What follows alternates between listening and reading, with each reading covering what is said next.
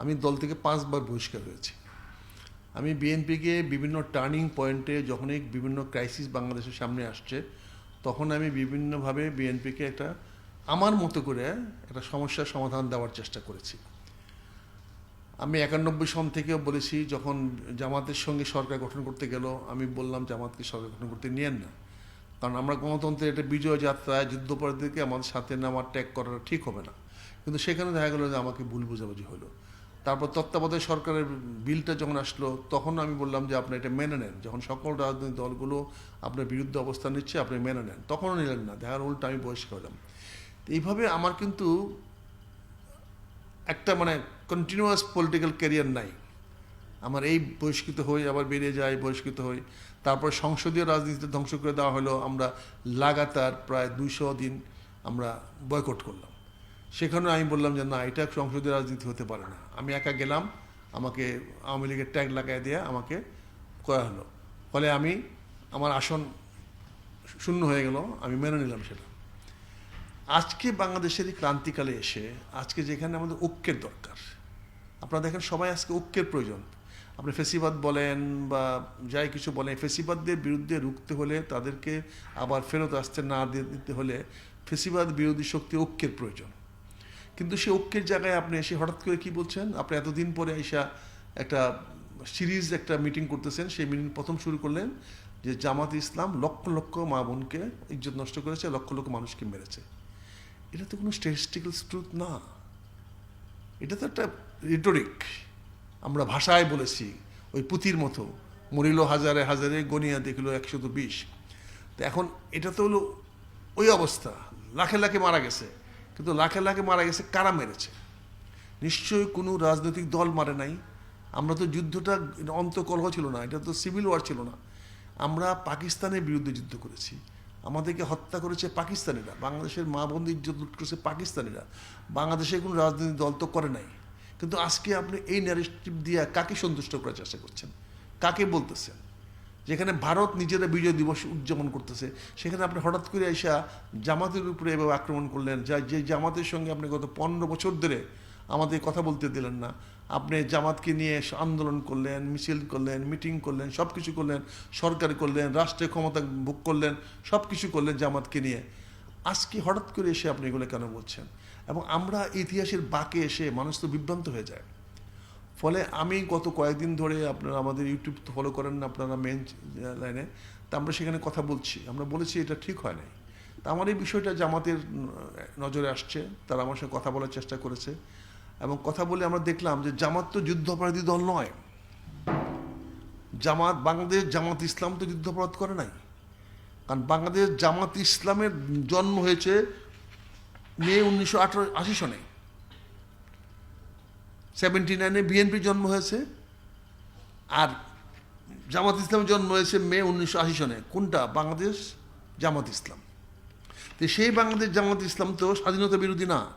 তার গঠনতন্ত্রে পরিষ্কার সে বলতেছে, যেহেতু বাংলাদেশের জনগণ ও মুক্তিযোদ্ধাদের বীরত্বপূর্ণ সংগ্রামের মধ্যে দিয়ে বাংলাদেশ বিশ্বের মানচিত্রে স্বাধীন সার্বভৌম জাতিরাষ্ট্রের মর্যাদা লাভ করিতেছে, সেহেতু এই সকল মৌলিক বিশ্বাস চেতনার ভিত্তিতে শোষণমুক্ত ন্যায় ও ইনসাফ ভিত্তিক সমাজ গঠনের মহান উদ্দেশ্যে বাংলাদেশ জামাতে ইসলামীর এই গঠনতন্ত্র প্রণীত ও প্রবর্তিত হইল। জামাত তো 71-এর ইসলামী বা ইস্ট পাকিস্তানের জামাত ইসলাম না, ইস্ট পাকিস্তানের জামাত ইসলাম না, বা বাংলাদেশের জামাত ইসলাম না, পাকিস্তানের জামাত ইসলাম না, এটা বাংলাদেশ জামাত ইসলাম, যেটা 1980 সনে যার জন্ম হয়েছে, এবং যারা মুক্তিযুদ্ধকে স্বীকার করে, যারা মনে করে যে বাংলাদেশের মুক্তিযুদ্ধের মাধ্যমে একটা জাতিরাষ্ট্র তৈরি হয়েছে, তো তারা তো স্বীকার করে। তাহলে আমরা কেন তাদের বিরুদ্ধে মিথ্যা অভিযোগগুলো আনতেছি? আজকে যারা জামাত করে তারা তো এই প্রজন্মের মানুষ, যারা জন্মগ্রহণ করেছে বাংলাদেশে। আপনি তো মুক্তিযুদ্ধ দেখেন নাই, তা আপনি গল্প পড়ে মুক্তিযুদ্ধ বললে তো হবে না। আমরা গল্প কে কতটুকু সত্য গল্প বলেছি, লক্ষ লক্ষ মানুষ কোথায় আমরা খুঁজে পাচ্ছি না। আজকে এই যে আওয়ামী লীগ 47,000 লোককে যে ভাতা দিয়ে গেল, এই লোকগুলো কোথায়? এই সার্টিফিকেট দিল, সার্টিফিকেট লোকগুলো কোথায়? এতগুলো লোক কোথায় আমরা পাচ্ছি?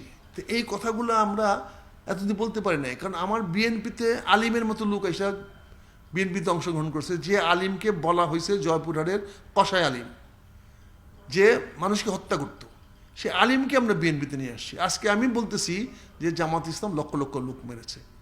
আমরা কি এই স্বাধীনতা বিরোধীদের নিয়ে রাজনৈতিক দল করি নাই? তাহলে আজকে আপনি এগুলো কেন বলছেন? এরপরে আমি 2.5 বছর ধরে আজকে দল থেকে আমি কি বলে বহিষ্কার করে রেখেছেন। আমাদেরকে পুনর্বাসন হওয়ার সুযোগ আমরা দিচ্ছেন না। নির্বাচন হচ্ছে, আমাদেরকে ভোট নাই, আমি ভোটটা কাকে দিব? আমি তো আমার ভোটটা তো বিএনপি দিতে হবে। আমার পরিবার ভোটটা কাকে দিবে? বিএনপি দিতে হবে। আমার সমাজ কাকে ভোট দেবে? আমার যে পারিপার্শ্বিক লোকগুলো আছে, আমাদের যে হাজার হাজার ফলোয়ার আছে, আমার অনুসারী আছে, যারা আমাদের সঙ্গে উঠে বসে চলাফেরা করে, তাকে কাকে ভোট দেবে? তারা তো আমাদের ভোটই চাচ্ছে না। তাহলে আমরা একটা আত্মপরিচয়হীন হয়ে যাচ্ছি।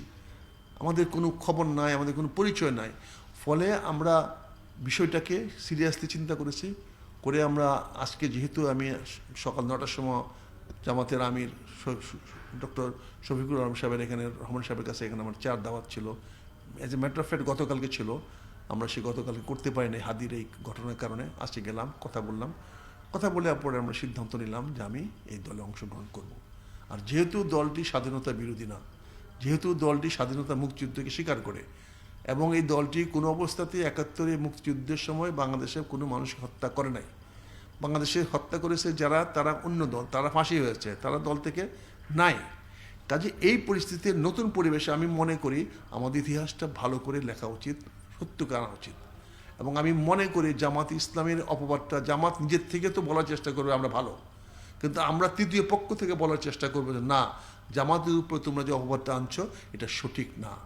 আমি মনে করি এই সত্য প্রকাশ করার এই তীব্র বাসনা থেকে, সত্য প্রকাশ করাটা হলো আল্লাহর, আমার কাছে আল্লাহর কি বলে এটাকে বলা হয় যে এটা আমার দায়িত্ব, এটাকে আমাকে পালন করতে হবে। আল্লাহ আমার কাছে এটাকে গচ্ছিত রেখেছেন, এটা আমাকে আমানত হিসেবে রেখেছেন, এটা আমাকে স্বীকার করতে হবে। সূরা আল কাফিরুনে যেটা পরিষ্কার লেখা আছে যে তোমার কাছে এটা আমি রেখেছি, তোমাকে সেটা প্রকাশ করতে হবে। তো এই বিষয়গুলো তুলে ধরার জন্য আমি আজকে আলাপচারিতা করার পরে আমি অত্যন্ত কৃতজ্ঞ জামাতের আমির সাহেবের কাছে, মহাসচিব সাহেবের কাছে, সেক্রেটারি জেনারেলের কাছে এবং তাদের যুগ্ম সচিবের কাছে। তারা আমাকে দলে নেওয়ার ব্যবস্থা করেছেন এবং আমি যোগদান করতে পেরেছি। আমি এই জন্য ওনাদেরকে ধন্যবাদ জানাই, কৃতজ্ঞতা জানাই। এবং এখন থেকে আমরা জামাতের হয়ে কাজ করব, জামাতের অপবাদগুলোকে দূর করার চেষ্টা করব।